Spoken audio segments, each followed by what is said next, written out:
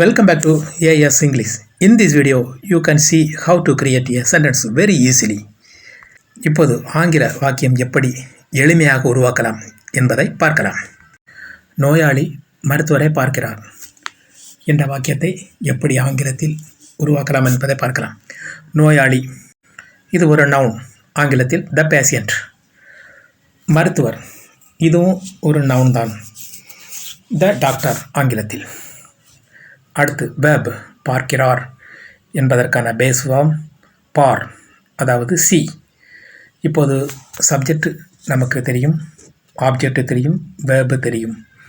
இப்போது இங்கு செயல் செய்பவர் யார் என்றால் நோயாளி, அதாவது நோயாளர். இது சப்ஜெக்ட். இப்போது பேட்டர்ன் உருவாக்கி விடலாம், சப்ஜெக்ட் வேர்ப் ஆப்ஜெக்ட். இதையே நாம் அப்ளை செய்யும்போது the patient sees the doctor, நோயாளி மருத்துவரை பார்க்கிறார். வேர்பில் சீஸ் ஏன் சேர்க்கின்றோம், அதாவது எஸ் ஃபார்ம் ஏன் சேர்க்கின்றோம் என்றால் ஹீ, சி, இட் மற்றும் நேமிங் வேர்ட்ஸ் சிங்குலர்களுக்கு ப்ரெசன்ட் டென்ஸ் உருவாக்கும் போது வேர்புடன் எஸ் ஃபார்ம் சேர்க்க வேண்டும். இது rules. So the patient sees the doctor. அடுத்த ஒரு சென்டென்ஸ், மருத்துவர் நோயாளியை பரிசோதிக்கிறார். இங்கு இரண்டு நவுன் இருக்கின்றது, அதாவது பெயர்ச்சொல் மருத்துவர் மற்றும் நோயாளி. மருத்துவர் என்பது ஆங்கிலத்தில் த டாக்டர், நோயாளி என்பது த பேஷண்ட். இங்கு செயல் செய்பவர் மருத்துவர், ஆகையால் அது சப்ஜெக்ட். நோயாளி என்பது object.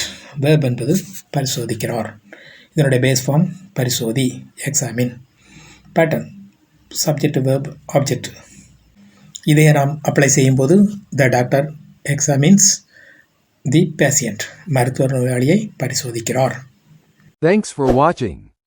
Please share and subscribe.